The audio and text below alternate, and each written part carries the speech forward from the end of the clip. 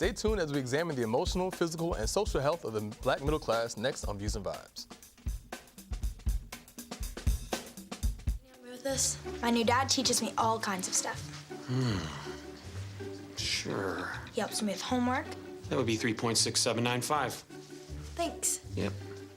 He helps me with my decision making. I wouldn't use this one. Ever. And he's even teaching me how to drive. And that's why cars have bumpers. I'm learning so much. You don't have to be perfect to be a perfect parent. Thousands of kids in foster care will take you just as you are.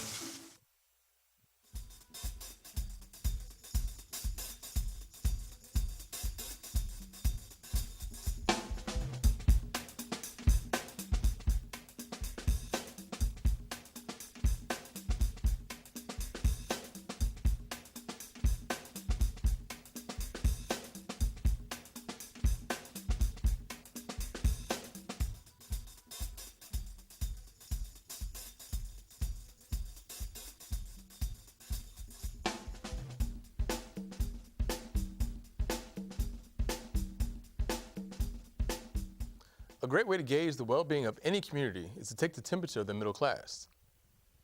This is the same population that most politicians pander to, even when these same politicians are not necessarily protecting their interests.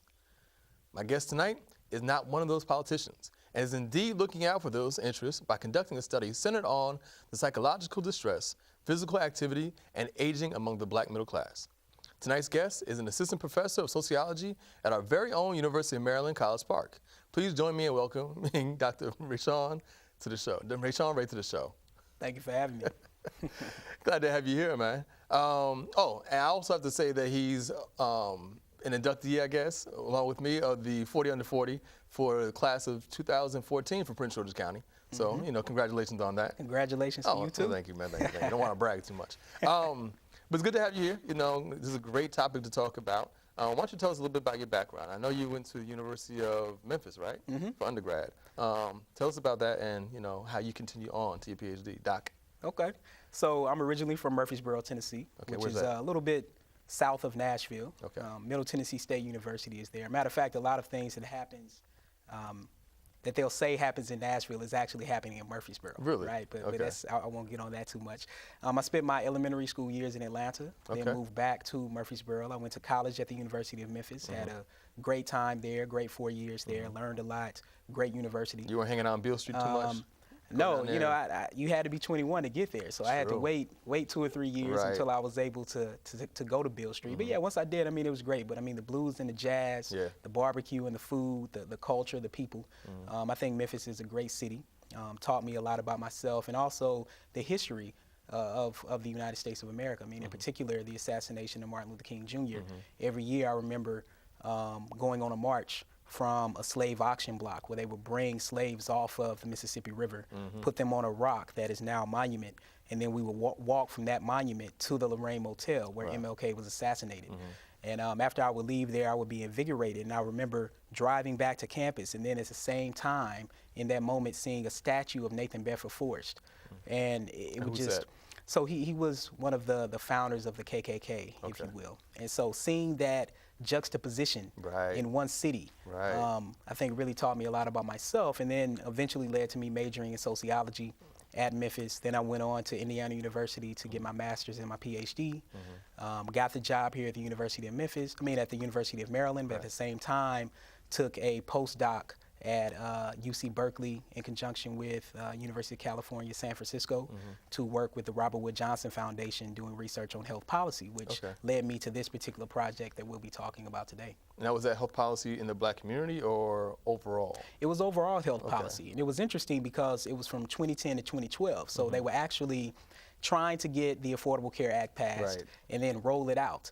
So I was working with economists, with political scientists, sociologists, obviously, as well as policymakers, with what the ACA was going to mean for local communities. For me, of course, this meant a lot about what was going on in poor communities, but also in African American and Latino communities, and the ways in which the ACA might eventually help people to get better health care. And what did you guys actually find? So as it relates to healthcare utilization, what we actually found is that, and the ACA is actually doing this, that it actually has increased healthcare utilization. But there are some barriers there for African Americans in particular. One of the big ones has to do with trust, right? The fact that African Americans are less likely to trust physicians, trust healthcare. Right. And of course, we know there are historical reasons as well as contemporary reasons for that.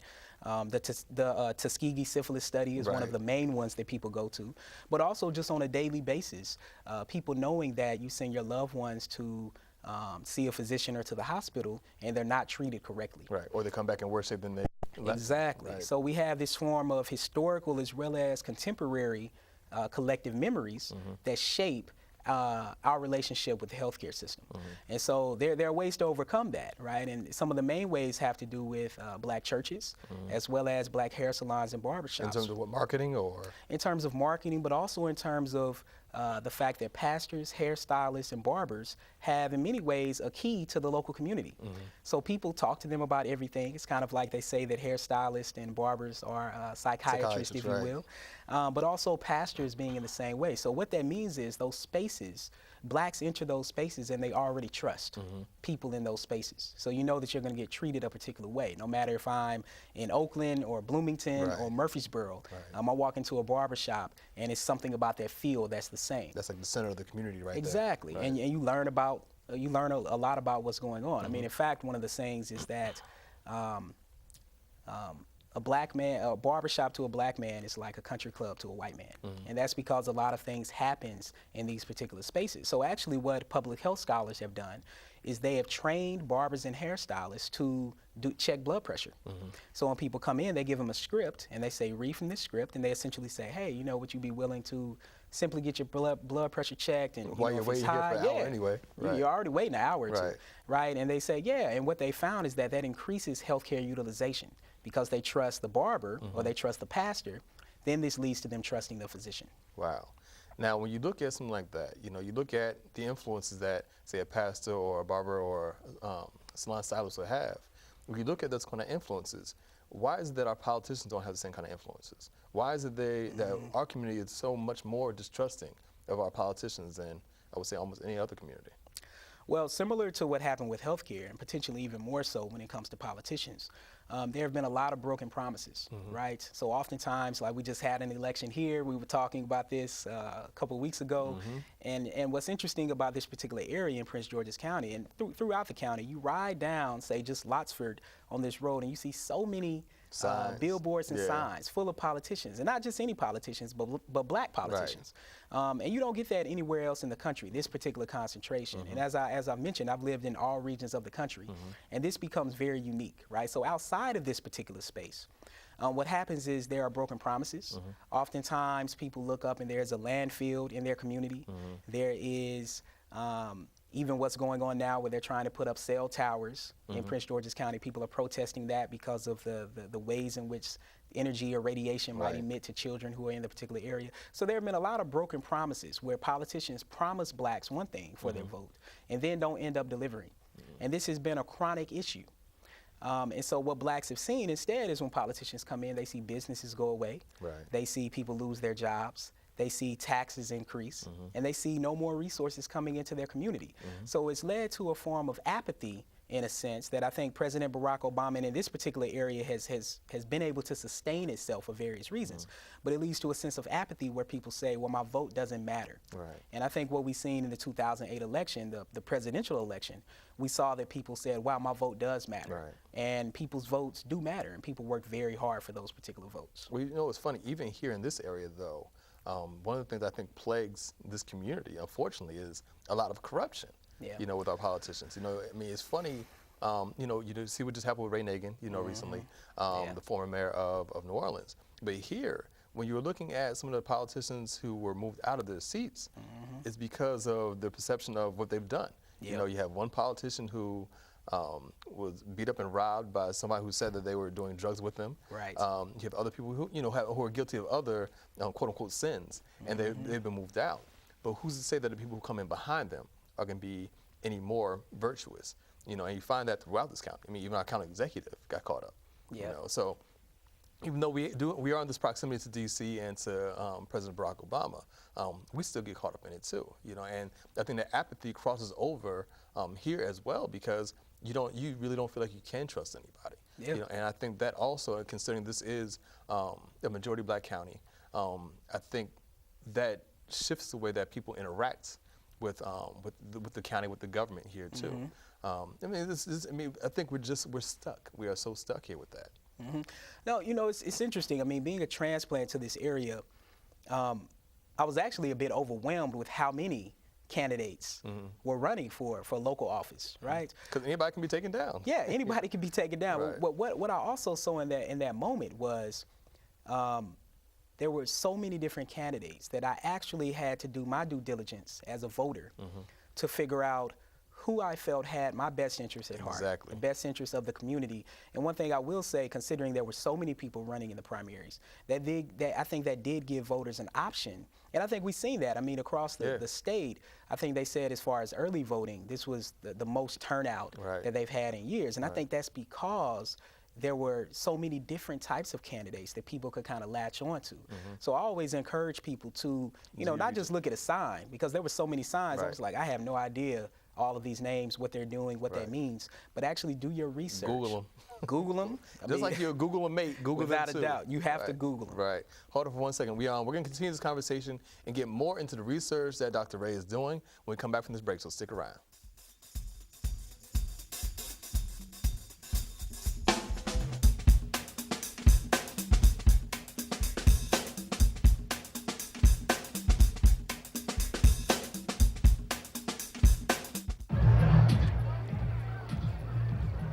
If you drive buzzed, it could cost you around $10,000. You'll face major legal fees, major fines, and steep insurance penalties. You could lose everything. Buzzed, busted, and broke, because buzz driving is drunk driving. Welcome back, guys. We are sitting here with Dr. Rashawn Ray of the University of Maryland Sociology Department, and we're going to talk a little bit more about his work with the Black middle class and the research that they're doing about the health and well-being of the Black middle class. Now, you were talking earlier about the research that you're doing in terms of health throughout the country, but then you took that and you focused more so on the Black middle class, and with our well-being, our health, whether it's psychological, social, financial, looking at all those different things. Why did you choose to look specifically at that? You and Dr. Chris Marsh. What drove you guys to look at that segment of the community? Yeah, I mean, you just hit the nail on the head. I mean, this research is being done with my colleague, Dr. Chris Marsh, who is now a tenured Shout out to Dr. associate Chris professor. Marsh, who's not here right now. Right, a tenured associate professor at the University of Maryland, and she's done a lot of work on the Black middle classes, similar to what I have, and we've looked at different demographics. So she's been primarily looking at the single and living alone groups, whereas I've primarily been looking at the ways in which Black people identify in social class terms. So do they identify as being middle class or working class, and how does that matter? Well, can you define what the Black middle class is? What is that? Because it's really hard for a lot of people to, first of all, define what Black is, much less what the Black middle class is. Right. So, I mean, starting on the former, when it comes to Black, I think there are different ways to define it. One way is to the ways in which people may self-identify. Do you self-identify as being Black or African American when it comes to your race? When it comes to middle class, we use a few metrics. First is education. Normally we use a college degree. Second is occupational prestige. Do people have a professional occupation? This would be doctors, lawyers, teachers, nurses. The list could go on and on. It's accountants in terms of people who we would consider to have professional jobs that normally you need a college degree to obtain. Then income is the next one. Normally we say about at least $50,000 per year will get people into the middle class if they have these other credentials. Now, obviously, that varies based on region. I mean, if you're living in Tennessee or Indiana, that's very good money. If you're living in this area or in New York or California, possibly less so. So about 50,000. And then self-employment is big. So if people are self-employed, that can also get people into the middle class. And then finally, home ownership, which all of these characteristics collectively make up what we consider to be the middle class. And it doesn't necessarily change for whites, blacks, Latinos, or Asians. I think the difference becomes is that blacks have been historically less likely to obtain these thresholds to be in the middle class. So then when you have blacks who get to the middle class, in many ways it carries a different type of meaning, a different type of mystique, because now they have to then have some terms of responsibility for not just themselves, but oftentimes for their family members who don't have the same level of educational attainment and professional jobs that they have. Right. Well, it's funny because when I used to do radio, I was on with Moon Man, who has been a staple in the community here for the past 40 years probably. And we used to always get in arguments back and forth about what our community looks like right now, particularly the middle class. He always says that we're worse off now than we were back in the 50s and 60s, and I say in some cases we're better off. And his argument was that we own less businesses in terms of brick and mortar businesses. And I say to him, well, a lot more of us are self-employed, but just not in that same way. We don't have the brick and mortar businesses, but we have, say, consulting businesses, and that we own more real estate than we had before. But then it was just always a back and forth argument. What is our position now compared to what it was pre-civil rights era? So both of you are correct, right? and I think I'm correct. He's wrong, man. Well, I think this is how we have to look at it in two ways. I think first we can take Prince George's County and look at it as an example. I find it interesting how in this particular area of the country, they frame places in relation to counties. I've never been in a place where they frame an entire county. Right. I mean, Prince George's County is huge. Yeah, exactly. It's a large county. Right. So the northern compared to the southern part of Prince George's County are completely different. In fact, a third of the county has a household income over $100,000. Right. A third of the county has a household income under $50,000. And that third is primarily concentrated in this particular northern part of Prince George's County, Bowie, Mitchellville, Upper Marlboro, and then the less than 50,000 is in the southern part of the county, right? So basically the dividing line is Central Avenue, 214. Exactly, right. exactly. 214 becomes that dividing line, and then you have kind of Ward 9, the way people talk about the southern part of Prince George's County. And so you two are both correct in the sense that, yes, we have less brick and mortar businesses, but business ownership, particularly in this particular area, has flourished. Right. And in fact, what I found in my research, I did an analysis from the 1970s through the 2000s with a data set called the General Social Surveys. They survey like about 2,500 Americans across the country every 2 years, dating back to 1970. And what I found was that business ownership has significantly increased for blacks, right, over that time period. So you're correct there. And a lot of this has to do with technical jobs, right, people who are doing stuff as it relates to the internet, doing stuff in entertainment. However, we have faltered when it comes to educational attainment.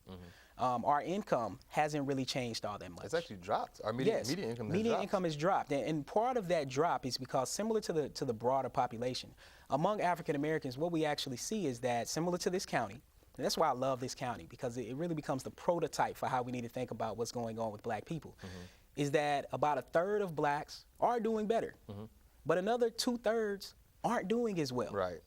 And so when we think about that demarcation, it means now we have different interests for what we think should be done in our communities. So this part of Prince George's County has very different views for how we should move forward compared to what's going on in Southern PG. But you know what, Virginia, the whole state of Virginia is the same way. Yeah. You have Northern Virginia, which is very progressive, and then the rest of Virginia, which is, let's say, less progressive. Without and so a the doubt. interests are totally different as well. Without a doubt. And so when you look here at Prince George's County, it becomes almost like a class division. Without a doubt. So is it really? I hate to say it like that, but are we guilty of classism within our own community, particularly when you look at Prince George's County? I definitely think so. I mean, I was talking to a couple of my research assistants earlier, Brian Wesley Randolph and Jasmine Davis, about this same exact subject. And yes, I think we are. And part of it is because I think in some cases we could be considered chasing the Joneses, if you will. Oh yeah, without a doubt. Or the Johnsons. I mean, I think however you want to frame it. But I think at the end of the day, what it means for the black middle class is that we are still linked. It's what I call a racialized middle class tax. And this gets into part of the mental and physical health aspect, where blacks pay a penalty for our entry into the middle class. Right. A lot of this has to do with the discrimination that we experience growing up, as well as in educational institutions. I think pretty much everyone who got a college degree or who has an advanced degree has a story about how they felt, and in many cases actually were discriminated against in those particular settings. Then we are also less likely to get paid the same amount of money as our white counterparts. So even though we're making good money, more money than in many cases people in our family. I come from a single parent household. I've never seen my biological father before. I make really good money. But compared to your white counterparts. Yeah, it becomes a very close. different, a big difference on average. Right. Hold on for 1 second. We gotta go to break. Yeah, go ahead. We're running through this right here. It goes so quickly. So stick around. We will continue this conversation with Dr. Ray about the state of the black middle class right after this.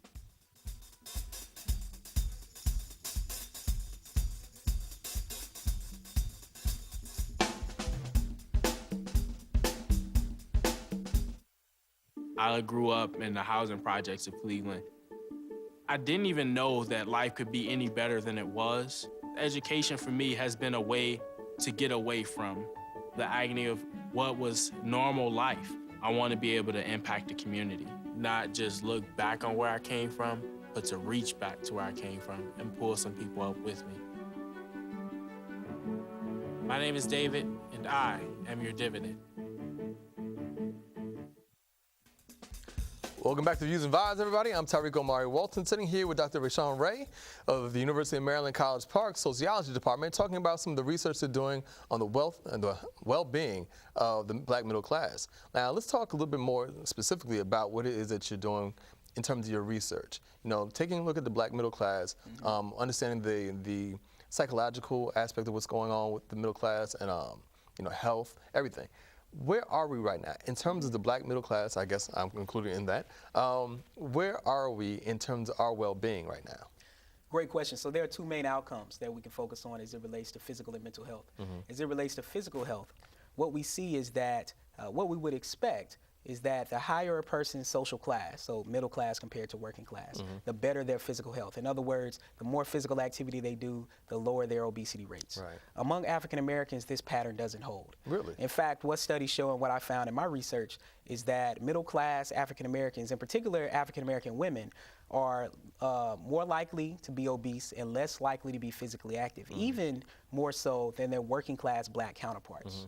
The mental health aspect is that we would also expect for people's mental health to be better, their stress to be lower, their depression rates to be lower, and their anxiety to be lower. But actually what we find is that African Americans have higher levels of stress, and they are more likely to have what we call moderate levels of depression that becomes more chronic over time. In other words, they don't experience these severe episodes, but instead they experience a current state of depression and anxiety that carries on throughout the life course. It then impacts how long they live, it impacts oftentimes their eating patterns, and then it impacts their physical activity. Well, I was about to ask you that. You know, how much of that is interrelated? You know, if you're not getting the physical activity that can help relieve some of the stress, you know, you naturally can be more stressed. So, you know, if you don't have one going on, then the other one doesn't work either, right? Without a doubt, you know, and that's why we always, what I aim to do in my research and what Dr. Chris Marsh and I have been doing is looking at what are the mechanisms that trigger this process to occur. And what we found is that, as I mentioned, it becomes concentrated among middle-class African-American women. In fact, studies show, similar to mine, that about 50% of black women are considered to be clinically obese. That's 1 out of 2. It's not, I've never met a black woman who wants to be fat, who aspires to that, despite what people may say in mainstream media. Instead, it has to do with the structure of their lives. So, for example, 25% of college-educated black women are single mothers. As a parent, trying to do that every day by myself will be a whole lot. And I definitely wouldn't have the time to exercise the way I do, and I would definitely be stressed. So that's one part of it. The other part is that our neighborhoods don't oftentimes cater to our particular experience. In other words, we know that outside of this particular area and a couple in Atlanta, maybe a couple of neighborhoods in the Bronx and in LA, middle-class blacks are choosing to either live in predominantly white neighborhoods where their kids may be profiled in police, particularly their boys, or predominantly black neighborhoods that are poor.